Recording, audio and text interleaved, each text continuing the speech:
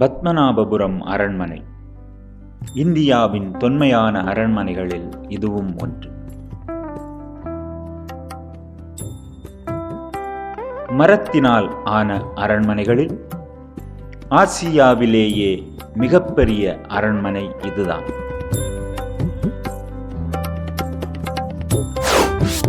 இவ்வரண்மனை திருவிதாங்கூர் சமஸ்தானத்தின் கலை அழகையும் கலாச்சாரத்தையும் பிரதிபலிக்கிறது.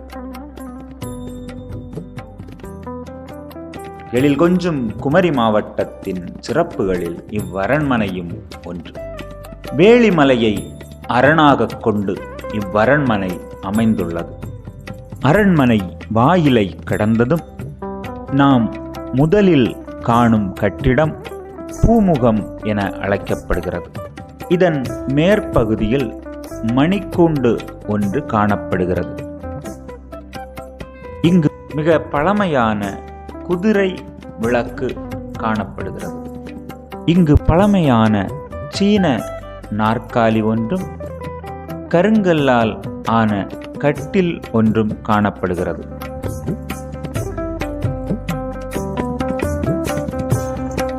மந்திரசாலை, அதாவது திருவிதாங்கூர் சமஸ்தானத்தின் அமைச்சரவை.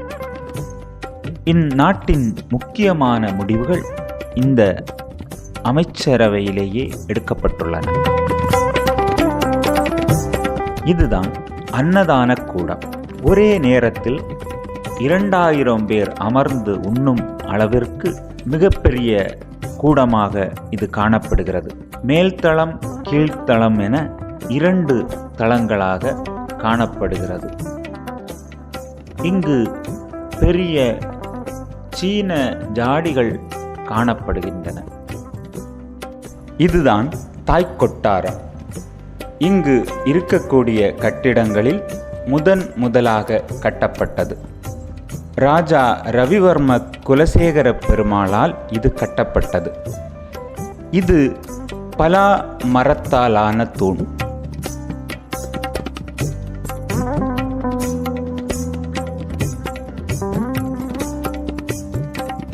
இந்த கொட்டாரம் 4 கட்டு வீடு அமைப்பை கொண்டது. இந்த கொட்டாரத்தில் 2 படுக்கை அறைகள் உள்ளன.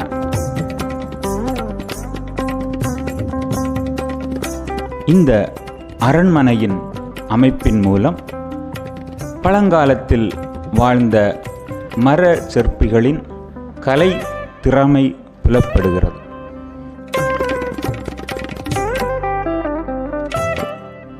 இது உப்பரிகை மாளிகை. அரண்மனையின் உயரமான கட்டிடம் இதுவே. இதன் மேல் தளத்தில் பூஜை அறை காணப்படுகிறது. அடுத்த தளத்தில் ராஜாவின் படுக்கை அறை காணப்படுகிறது.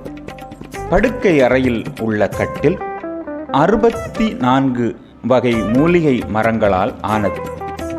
இது டச்சுக்காரர்கள் மன்னருக்கு பரிசாக வழங்கியது. அழகுமிக்க ஜன்னல்களும் தூண்களும் காணப்படும் இவ்வறை ராணியின் ஒப்பனை அறையாக இருந்திருக்க வேண்டும். இங்கு ஒரு நிலை கண்ணாடி காணப்படுகிறது. எண்ணற்ற ஓவியங்களும் காணப்படுகின்றன. இது ராஜாவின் தாயார் பயன்படுத்திய கட்டில். அரண்மனையின் மற்றுமொரு சிறப்பு நவராத்திரி மண்டபம் ஆகும். நவராத்திரி காலங்களில் இம்மண்டபத்தில் நடன நிகழ்ச்சிகள் நடக்கும் பொழுது அரசர் மண்டபத்தின் உள்ளே இருந்து நிகழ்ச்சிகளை கண்டு ரசிப்பார். அரச மகளிர் இம்மரத்துளைகள் வழியாக நடன நிகழ்ச்சிகளை கண்டு ரசிப்பார்கள். மண்டபத்தில் உள்ளவர்கள் இவர்களை காண முடியாது.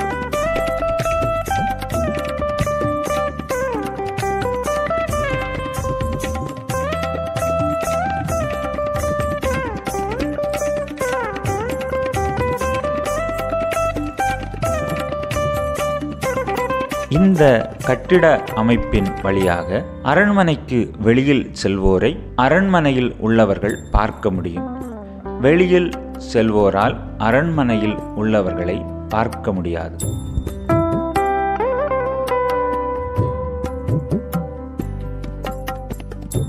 அரண்மனையின் தளங்கள் தேங்காய்க்கூடு, முட்டையின் வெள்ளைக்கரு போன்றவற்றால் ஆனது.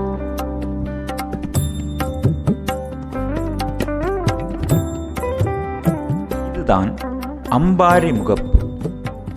மன்னர் மக்களின் குறைகளை இங்கு அமர்ந்துதான் கேட்டறிவார்.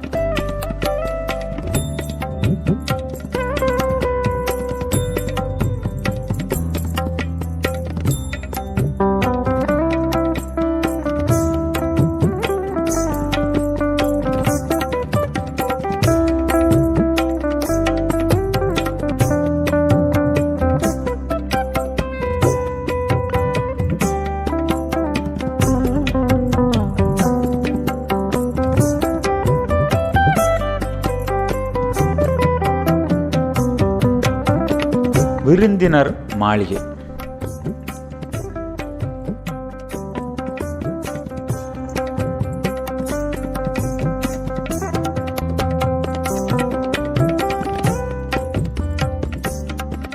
இந்த விருந்தினர் மாளிகை இயற்கை எழில் கொஞ்சும் காற்றோட்டமான பகுதியாக காணப்படுகிறது.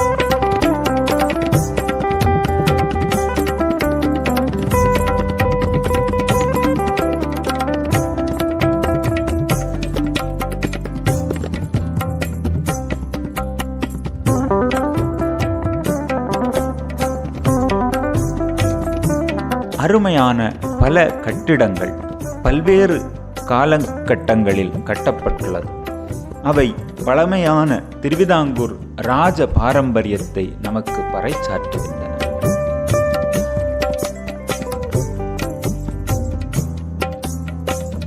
பழைய தெற்கு கொட்டாரம் இப்பொழுது அருங்காட்சியகமாக செயல்பட்டு வருகிறது.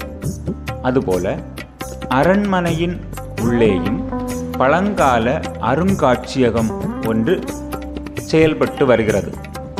இதில் கருங்கல்லால் ஆன சிலைகள் காணப்படுகின்றன.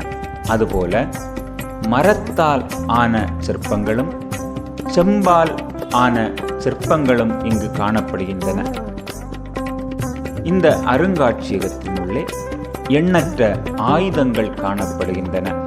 கைதிகளை தண்டனைக்கு உட்படுத்திய தண்டனை கருவிகளும் காணப்படுகின்றன.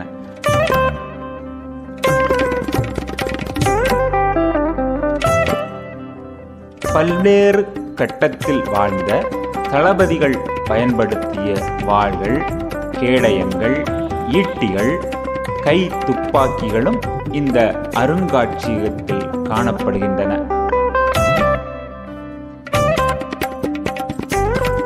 இந்த அருங்காட்சியகம் அழகிய பல பொக்கிஷங்கள் நிறைந்த ஒரு கூடமாக காணப்படுகிறது. இங்கு இருக்கும் சிற்பங்களை பார்க்கும் பொழுது இதன் பழமையும் இதன் நேர்த்தியும் நாம் எண்ணி பார்க்க முடியாத அளவுக்கு சிறப்பு வாய்ந்ததாக தெரிகிறது. இங்கு சிலைகள் மட்டுமல்லாமல் செப்பு பட்டயங்களும் பல காணப்படுகிறது. இவ்வரண்மனையின் எழில்மிகு தோற்றம் நம்மை பழங்காலத்திற்கு அழைத்துச் செல்கிறது. பழமையான ராஜ பாரம்பரியத்தை நமக்கு நினைவூட்டுகிறது.